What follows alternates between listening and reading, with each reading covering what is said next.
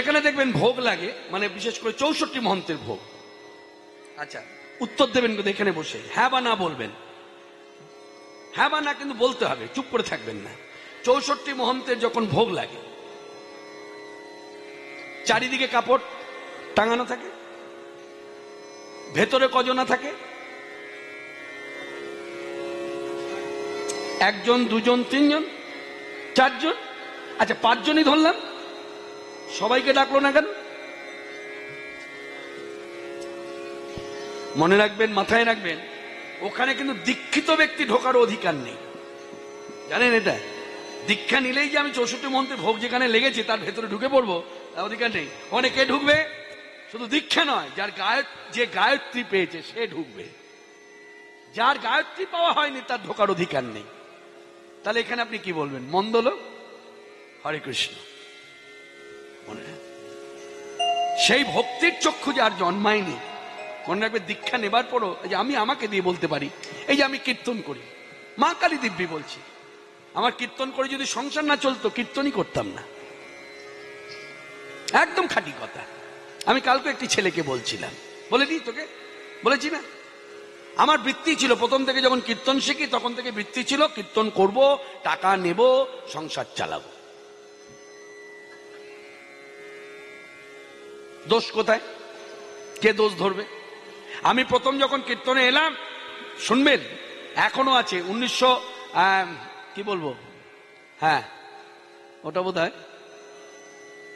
72, বোধ হয় 72 কি 73, 72-73 সাল, এখনো বাজার আছে, ধুয়ে মুছে যায়নি গঙ্গা জলে, গঙ্গা গর্ভে তলিয়েও যায়নি। মুচি বাজার বলে একটি বাজার আছে উল্টোডাঙ্গা,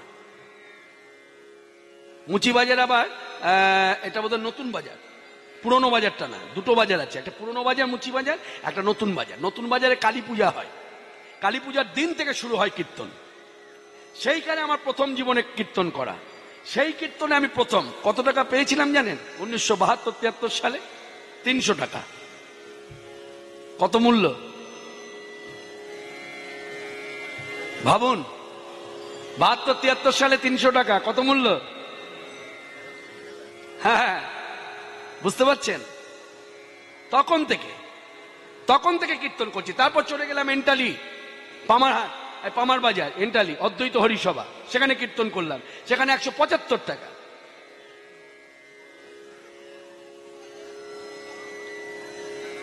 হরে কৃষ্ণ।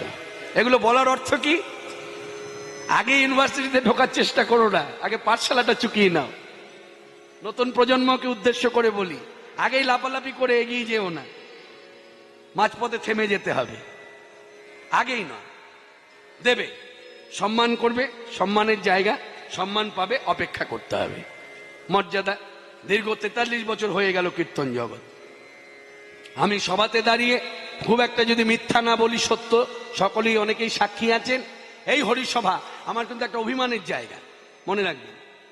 আমার কিন্তু অভিমান হয়ে আমি খেত বশত নাও আসতে পারতাম, কিন্তু না, আমার মা আমাকে বলেছে, যতদিন বাবা কীর্তন জগতে থাকবি, যতদিন বেঁচে থাকবি বলেনি, যতদিন কীর্তন জগতে থাকবি কীর্তন করবি, বনগা খেলাঘর মাঠ বল, টাউন হল বল, যে নামেই হোক না কেন, সেখানে যাবি, কীর্তন করবি। মায়ের কথা মতো এখানে ছুটে চলে আসে। একবার এখানে এসেছিলাম হরিবাসরে কীর্তন করতে, যেভাবে দল নিয়ে এলাম সেভাবে আবার কলকাতা ফিরে গেলাম। কেন না, অনুষ্ঠান সূচিতে আমার নামই নেই।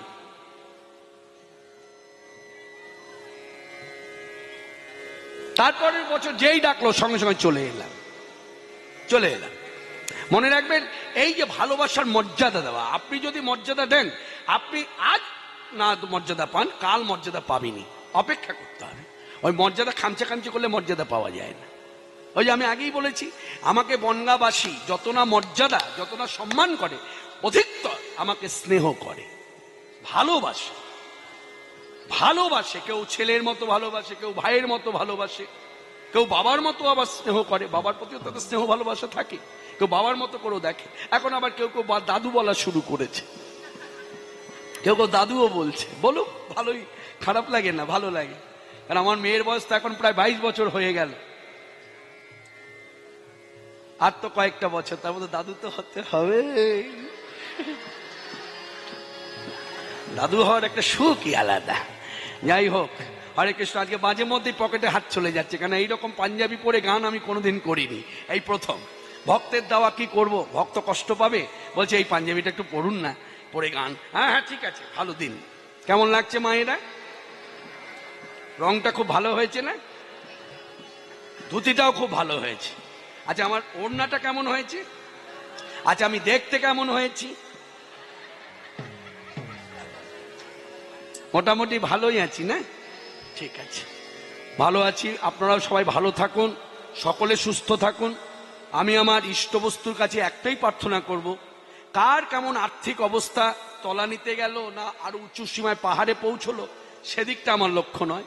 আমার লক্ষ্য একটাই, সবাই সুস্থ থাকুন। যে কটা দিন পৃথিবীর বুকে লেখা আছে, বিধির লেখা, কোটা পরিপূর্ণ না করলে তো যাওয়া যাবে না।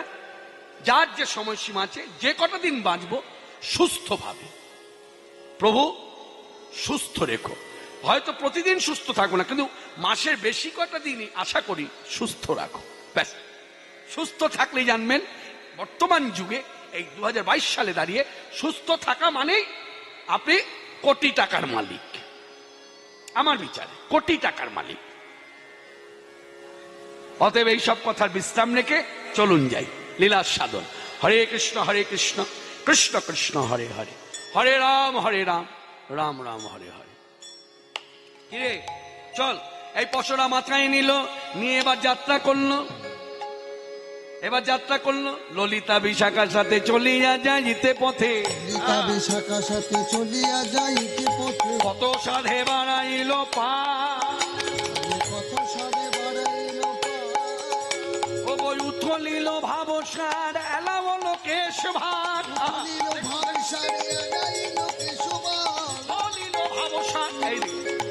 এই ভাবগুলো আমি কি পারি না অভিনয় করে দেখাতে? আস্তে, আমি কি পারি না আপনাদের অভিনয় করে দেখাতে? উথলিল ভাবসার এলা হলো কেশ ভার। কেশ ভার বলতে মাথায় কেশ, দীর্ঘ কেশ।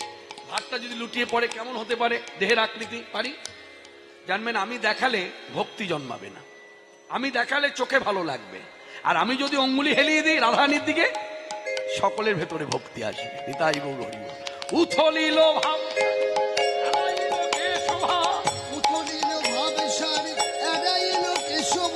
চলিতে না পারে আর গা, ধ্বনি চলিতে না পারে আর গা, রাই ঢোলে ঢোলে পড়ে গো, প্রিয় সহচরী শনে অঙ্গ ভাড়ার ধরতে না রে, রাই অঙ্গ ভাড়া ধরতে না রে, অঙ্গ ভাড়া ধরতে না রে, ঢোলে ঢোলে চলিতে না পারে আর গা, চলিতে না পারে আর গা। গা মানে গ্রাম, মানে একটা গ্রাম ছেড়ে যে আরেকটা গ্রাম অতিক্রম করবে যাওয়ার ক্ষমতা নাই, সামর্থ্য নাই। হ্যাঁ, 8টি ভাবের উদয় হলো, একেবারে চলিতে না পারে। এই 8টি ভাব রাধারানীর কখনো কখনো আসতো। আর চৈতন্য লীলায় কলিযুগ পাবনবতা সাক্ষাৎ ভগবান শ্রীকৃষ্ণ চৈতন্য দেবের দেহে এই 8টি ভাব সর্বদাই প্রতিক্ষণ প্রতি মুহূর্ত উদীয়মান। যার জন্য বলছে রাধা ভাবে গড়া তনু আমার শ্রীকৃষ্ণ চৈতন্য গোসাই। বৃন্দাবন দাস ঠাকুর তো পয়ার ছন্দে কলম দিয়েই দিয়েছেন যে গৌর সুন্দরকে আমি কি বলবো, পুরুষ বলবো না নারী বলবো। তখনও দেখে মনে হয় যেন পুরুষ, যখন সিংহ গর্জন, সিংহনাথ গর্জন, সিংহ রাশি সিংহ লগ্ন, সিংহের মতো গর্জন, তখন মনে হচ্ছে পুরুষ। আবার যখন কৃষ্ণ প্রেমে মাতোয়ারা গদগদ তনু, তখন দেখে মনে হচ্ছে রাধা ঠাকুর। বামা ভাব। তা সেই রাধারানী এই 8টি ভাবের উদয় এই গোল ঢোলে পড়ে যাচ্ছে, চলিতে না পারে আর গা। উড়ানি পড়েছে ভুয়ে, ঘাম চুমাইছে মুয়ে, প্রখর বীরতা যাত্রা করেছেন, অভিসার করেছেন।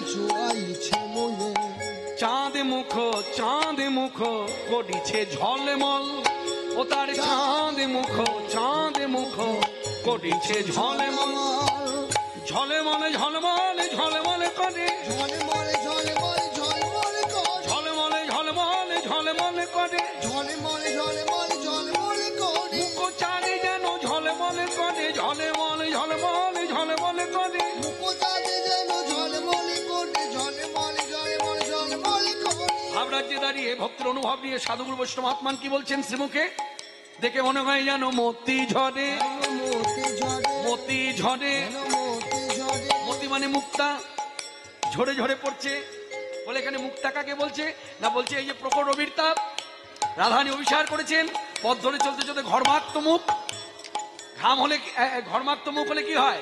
ঘাম বিন্দু এই যে কপাল দেশ থেকে গলে গলে কি হয়? গালে পড়ে। এই এক একটা ঘাম বিন্দুর দানা দূর থেকে দেখে মনে হচ্ছে যেন এক একটি মুক্তা। তাই বলছে জানো মতি ঝরে, মতি ঝরে, শ্বেত বিন্দু, মতি ঝরে শ্বেত বিন্দু, আমার রাই চাঁদের বদন হতে যাই রে শোভার বালাই যায়, রাই চাঁদের বদন হতে যাই রে শোভার বালাই যায়, রাই চাঁদের বদন হতে শ্বেত বিন্দু যেন মতি ঝরে। তাই নয়, তাই নয়, আরো বললেন বৈষ্ণব পদকর্তা কি বলছে? বলে দেখো দেখো রাধারানী যে আসছে পথ ধরে, শোভা কেমন হয়েছে জানো? হীরার প্রবাল মাল, মালা, প্রবাল মালা, মাল মানে মালা, প্রবাল মাল, হেম কাঠি শোভে ভাল, ভাল মানে ভালো শোভা, হীরার প্রবাল মাল, হেম কাঠি, হেম কাঠি। এখানে একটু ভেঙে বললে না বললে কোথায় জনটা মনে কিন্তু কিন্তু থেকে যায়।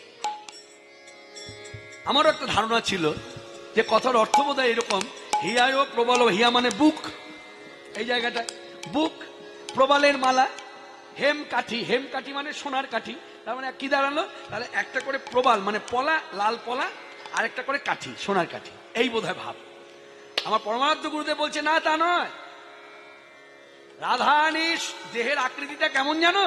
দূর থেকে দেখে মনে হয় যেন একটা সোনার কাঠি, আর এই সোনার কাঠির মধ্যে প্রবালের মালা অতি শোভা ধরেছে। তাই বলছি হিজাজ প্রবাল মাল, প্রবাল মালা, হেমে কাঠি শোভে ভাল।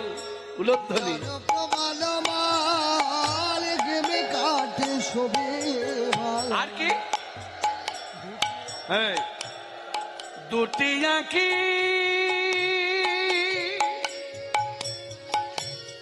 করেছে চলো ছল, নয়ন যুগল ঝড়ে অবিরল। কত সুন্দর কথা, ভাবরাজ্যের কথা।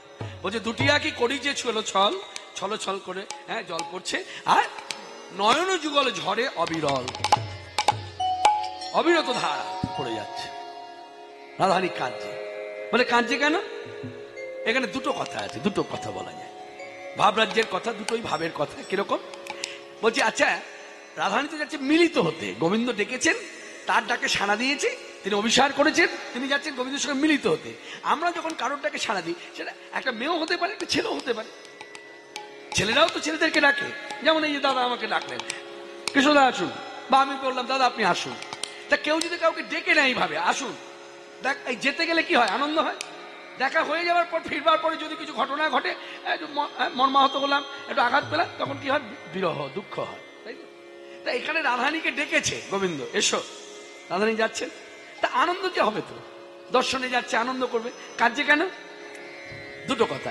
এক হচ্ছে ভাবটা প্রকাশ, কতক্ষণে দেখবো বলে। আমার এখনো কেন দর্শন হচ্ছে না? ওই হাসিয়া বাসিয়া মদন, বংশী গানামৃত ধাম মদন, অলকায় আবৃত মদন, এগুলো ভাবরাজ্যের আখ্যা, এগুলো সব ভাবরাজ্যের আখ্যা। এগুলো ভক্তি না থাকলে ধরা যাবে না কথাগুলো। গোবিন্দের শ্রীমুখে বর্ণনা করতে গিয়ে বলছে, বলে মুখটা কেমন জানো? ওই মুখটা কেন দর্শন হচ্ছে না? বলে কোন মুখ? বলে এ মুখ সাধারণ মানুষের মুখ নয়, কোন দেবতাদের মুখ নয় গো, এ হলো শ্রীমুখ, শ্রীবদন। বলে শ্রীবদন কেমন? বলছে অলকা আবৃত বদন, বংশী গানামৃত বদন, লাবণ্যামৃত জন্মস্থান। গোবিন্দের শ্রীমুখে লালা থেকে লাবণ্যের সৃষ্টি, লাবণ্যামৃত জন্মস্থান। এই যে বদনখানি, এই বদনখানি আমার এখনো কেন দর্শন হচ্ছে না? মানে ধৈর্যচ্যুত, কেন দর্শন হচ্ছে না? তাহলে কি আমার কোনো দোষ? আমার কি সেই পাবার আগ্রহ নাই? ইত্যাদি। এই আমি দেখবো, কতক্ষণে দেখবো, তাই খাচ্ছি। আরেকটা ভাবরাজ্যের কথা আছে, আরেকটি কি? আরেকটি হলো, এটা খুব গভীর অনুভূতির কথা। রাধা গোবিন্দ যখন, রাধাকৃষ্ণ দুজনেই একে অপরের সঙ্গে যখন মিলিত হতো, তখন হতো দুঃখ। মিলিত হওয়ার সময় দুঃখ কাজ করে, যার জন্য কাঁদে। কৃষ্ণ কাঁদে, রাধারানীও কাঁদে। বলে মিলনের সময় কাঁদছে? বলে হ্যাঁ, কাঁদবে না? বলে সেই সময় কাঁদছে কেন? মানে তাদের ভেতর, দুজনের ভেতরে তখন ভাবটা এসেছে যে কতক্ষণ, আবার তো ছেড়ে চলে যেতে হবে, কতক্ষণ। অর্থাৎ বিচ্ছেদের ভাবনাটা কাজ করে বলে দুজনাই তখন কাঁদে মিলনের সময়। আর যখন বিচ্ছেদ হয় তখন দুজনাই আনন্দ করে। বলে কেন? বলে বিচ্ছেদ হলো বলেই তো আবার মিলন হওয়ার সম্ভাবনা রইল। দেখুন ভাবরাজ্য, আপনি অনুভব যতই করবেন, যত অনুভব করবেন তত আপনার উন্নতি হবে। যার জন্য দেখবেন মহান্ত বিদায় দিয়ে সাধুগুরু বৈষ্ণব চোখে জলও দেখা যায়, আবার দেখবেন একে অপরকে কোলাকুলি করে আনন্দ করে, হরি হরি হরি বলে। কেন না? বিদায় দিলাম বলেই তো আবার তারা আসবে, অপেক্ষায় থাকবে। আত্মীয় কাকে? আত্মীয় এসে যদি দিনের পর দিন, রাতের পর রাত, বছরের পর বছর থেকেই যায়, তাহলে আত্মীয় বলে? আত্মীয় আসবে, বিদায় নেবে, যাবে, আসবে, যাবে, আসবে, তবেই তো। হরে কৃষ্ণ, আনন্দ আনন্দ মহান। রাধারানী যাচ্ছে আর কাঁদছে। হ্যাঁ, কতক্ষণে দেখবে? হাসিয়া বাসিয়া বলুন। আবার বলছে কতক্ষণ, এই তো বিচ্ছেদ হবে। এই রাধারানী কাঁদছে। এদিকে এই ভাব নিয়ে যখন রাধারানী আসছেন, গোবিন্দ আমার কিন্তু দান ঘাটে দাঁড়িয়ে আছে, দানি সেজে। সে কি করেছে? রাধা বদন দর্শন করেছে। আহা, ওই যে কথায় বলে না, মদন মোহনের মনমোহিনী আমার রাধা ঠাকুরানী। যে মদনকে মোহিত করে গোবিন্দ নাম ধরেছেন মদন মোহন, সেই মদন মোহন শ্রী গোবিন্দ আমার যা রূপে আকর্ষণ, সবকিছু ভুলে যায়, তার চিত্তকে আকর্ষণ করে, তাকে টলিয়ে দেয়, চোখে আসে জল, কণ্ঠ হয়ে যায় শুষ্ক, হ্যাঁ, কথা বলতে পারে না।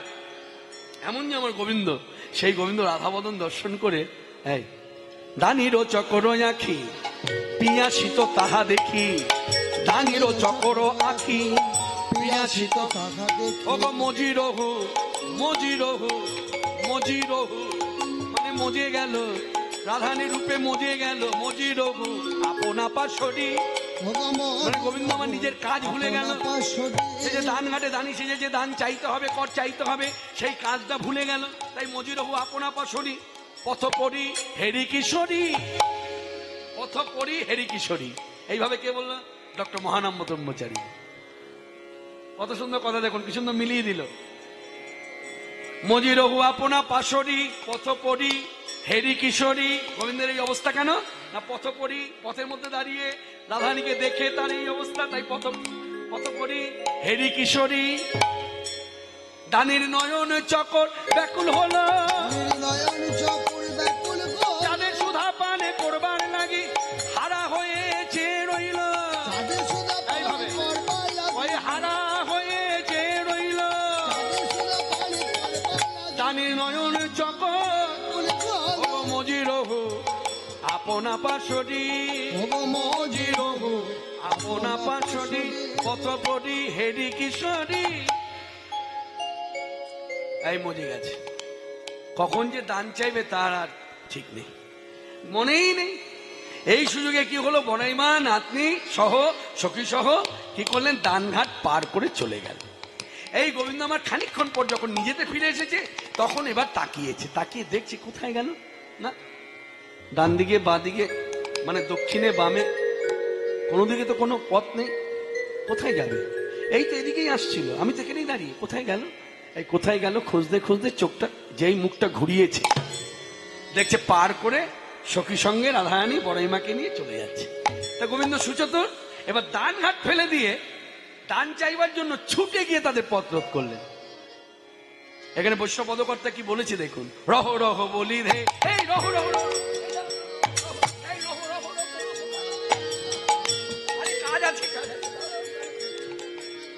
রহ রহ বলি রে, দানি পথ আগুলি লগি, রাগ রাগ বলি দে, দানি কথা ঘুরি লগে। এবার দান দেহ বলি পাতে হাত, এবার দান দেহ বলি পাতে হাত, দান দেহ বলি পাতে হাত।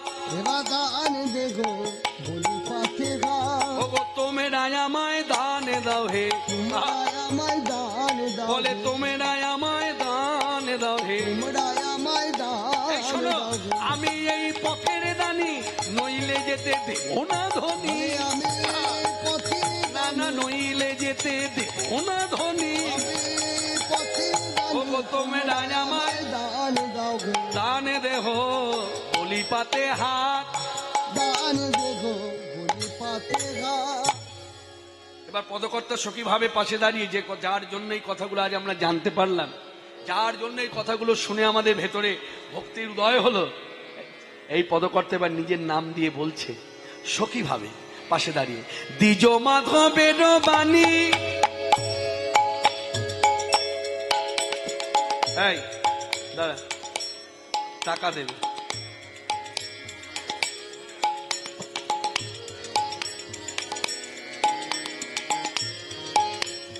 আস্তে আস্তে আস্তে, যারা যারা টাকা দেবেন তারা ডেকে ডেকে টাকা দেবেন, মুখে বলবেন কীর্তন থামান, টাকা নিন,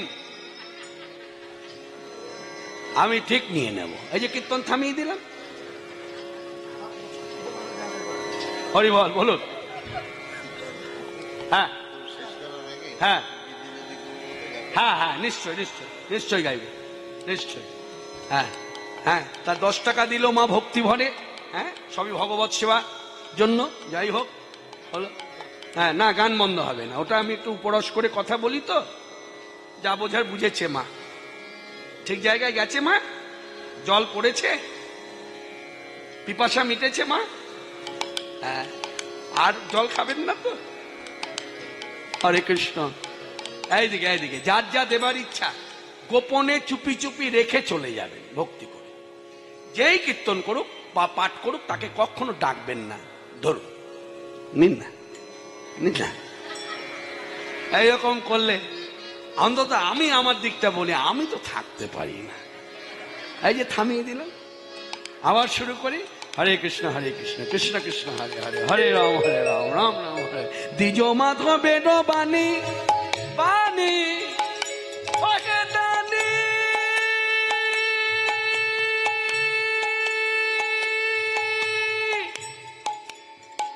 দানি নাহি মানি, তোমায় নাকি মানি দানি, শোনো মোর বাণী কাকে দ্বিজ মাধব বাণী, দ্বিজ মাধবের বাণী। কে তোমায়, কে তোমায়, কে তোমায়, কে তোমায়, বারবার বলছি কে তোমায়, কে তোমায়, হ্যাঁ কে তোমায় করিল দানি। এইভাবে সখী ভাবে তো ললিতা ভুলায় নিজ মা, ললিতা ধুলায় নিজ মা। এই মাথা ঢুলিয়ে ঢুলে বলছে না না, মানবো না, না অন্যভাবে নেবেন না, আগে ভাগে ক্ষমা চাইছি, আমি মেয়ে মানুষ তো খুব ভালো বুঝি। মনে রাখবেন, মেয়েরা যদি ঘরে ঝগড়া করে আসতে ভয় লাগে না। এই ঘাটের মোড়া জল দেওয়ার আর সময় পেলি না, এই চৈত্র মাসেই তো তোর বিয়ে। হ্যাঁ, এই না ভুল করলাম, চৈত্র না, কি মাসে জানো? বৈশাখ মাস। ঠিক আছে, ভালো করে কথাগুলো শুনে রাখ। হ্যাঁ, খুব ভালো ছেলে, বিষ্ণুকন্যায় থাকে বীরভূমে, খুব ভালো ছেলে, দীর্ঘ বহু বৎসর হয়ে গেল। ক বছর হলো রে বাবা? হ্যাঁ, 9 বছর হয়ে গেল আমার সঙ্গে আছিস, খুব ভালো ছেলে। কত গালাগাল দিই কিচ্ছু মনে নেয় না। এই যে ঘাটের মোড়া বললাম, তুই একবার মারা গেছিলি না? বলছে হ্যাঁ আমি মারা গেছিলাম, মাঝে মধ্যে মেরেও ফেলি। যাই হোক, হরে কৃষ্ণ। কথাটা এবার বলি, রসের কথা। দ্বিজ মাধবের বাণী কে তোমায় করিল দানি, ললিতা মাথা, ললিতা ধুলায় নিজ মাথ, ঢুলিয়ে ঢুলিয়ে বলছে, অন্যভাবে নেবেন না, আমি তো মেয়ে মানুষ, আমি বুঝি। মেয়ে মানুষেরা ঘরে যখন ঝগড়া করে ভয় লাগে না, কিন্তু মেয়ে মানুষ ঝগড়া করতে করতে যদি কোনো সময় মাথাটা